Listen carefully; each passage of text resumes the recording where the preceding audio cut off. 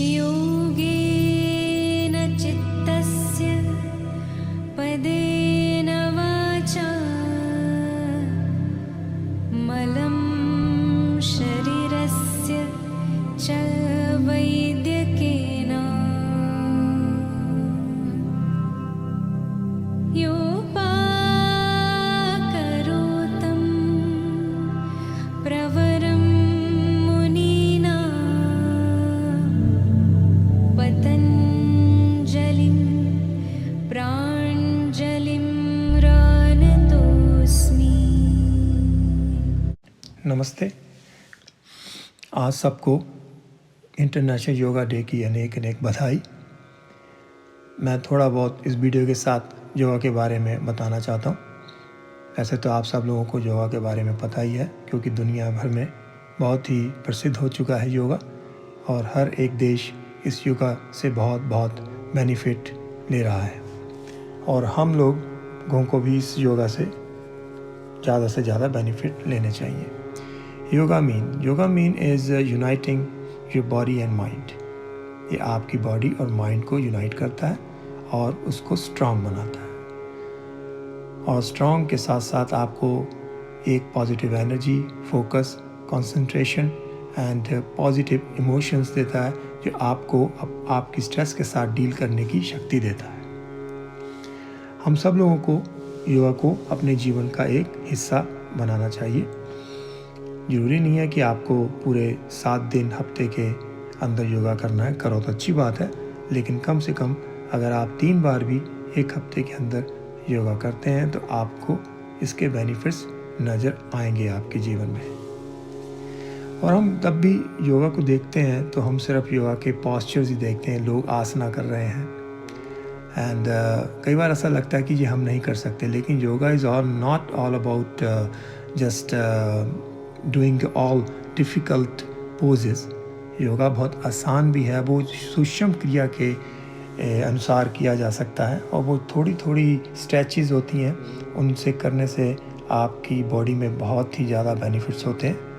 क्योंकि योगा के साथ जो हम ब्रीदिंग की एक्सरसाइज भी करते हैं, इनहेल एंड एक्सहेल, उससे हमें बहुत ही फ़ायदा होता है। हमारी बॉडी के अंदर 72,000 नाड़ीज़ होती हैं। जब इनहेल और एक्सहेल करते हैं, जैसे कि ड्यूरिंग द योगा और even doing pranayama we do that, तो उनसे हमारी पूरी नाड़ियों के अंदर एक पॉजिटिव और एक अच्छी एनर्जी जाती है, जिससे कि हमारी नाड़ियों को एक पावर मिलती है, जिससे हम अपने शरीर को और भी शक्तिशाली बना सकते हैं। एंड ज़रूरी नहीं है कि योगा करने से आपको सिर्फ फ्लेक्सिबिलिटी बॉडी में ही मिलेगी, वो तो अवश्य ही मिलेगी, लेकिन साथ में योगा से आपको फ्लेक्सिबिलिटी आपके माइंड में भी मिलेगी, आपकी सोच में ही मिलेगी, और उसका होना बहुत ज़रूरी है। अगर आपकी सोच में फ्लेक्सिबिलिटी है तो आप अपने जीवन में कई स्ट्रेसफुल सिचुएशन के अंदर अच्छी तरह से डील कर सकते हो। So in other word, yoga is not all about flexibility of the body. Yoga is very important to build and increase flexibility in your mind. और सिर्फ योगा और के अंदर आसना एक ही हिस्सा कह लो या एक एस्पेक्ट है, लेकिन योगा के 8 लिम्स हैं और 8 तरह के एस्पेक्ट्स हैं। जैसे पहला है यमा, नियमा, आसना, प्राणायामा, प्रत्याहार, धारणा, ध्यान, समाधि। तो इस पे कभी फिर चर्चा करेंगे। तो आप सब लोग अपने जीवन के अंदर योगा को अपनाइए, और अपने शरीर को और अपने मन को, अपने दिमाग को और भी शक्तिशाली और सरल बनाइए। और जैसे कि आप सब लोगों को पता है कि आजकल के ज़माने में जितने भी, और मैं ये कहूँगा कि ज़्यादा से ज़्यादा जो भी हमें शारीरिक इलनेस और डिजीज़ होती हैं, उसका मेन कारण स्ट्रेस को ही माना जाता है। और स्ट्रेस को दूर करने के लिए योगा के अंदर प्राणायाम करने से आपको बहुत ही फ़ायदे होते हैं। ऐसे कि प्राणायाम के अंदर हम अनुलोम विलोम करते हैं, कपाल भाती करते हैं, भस्त्रिका करते हैं, भ्रमरी करते हैं, शीतली करते हैं, और कई तरह के वेरी वेरी सिंपल ये प्राणायाम है जिनको हम अपने जीवन में सुबह में बहुत सारे आसानी से फ़ायदे होते हैं और उसका रिज़ल्ट आपको बहुत इमीडिएटली मिल सकता है। जैसे कि आजकल के जो वक्त चल रहा है उसके अंदर हम सब लोगों को अपनी इम्यूनिटी स्ट्रॉन्ग बनानी चाहिए। ये कोविड पैंडेमिक इस वक्त चल रहा है, उसके अंदर हमारी इम्यूनिटी जितनी शक्तिशाली होगी उससे हमारे शरीर को उतना ही फ़ायदा होगा।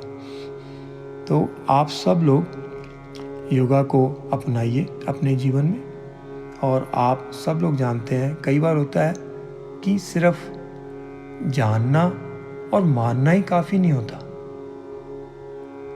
उसको अपने जीवन में ढालना फिर पूरा एक तरह से कंप्लीट कोर्स होता है। जिस तरह हम किसी चीज़ को पढ़ते हैं सिर्फ हमने जान लिया और मान लिया, लेकिन अगर हम अपने जीवन में उसको नहीं उतारते तो उसका हमें इतना बेनिफिट नहीं होगा। तो इसलिए आप सब लोगों से प्रार्थना है कि औरों के लिए नहीं तो अपने लिए ही आप अपने जीवन में योगा को लाइए और अपने आप को स्वस्थ करिए।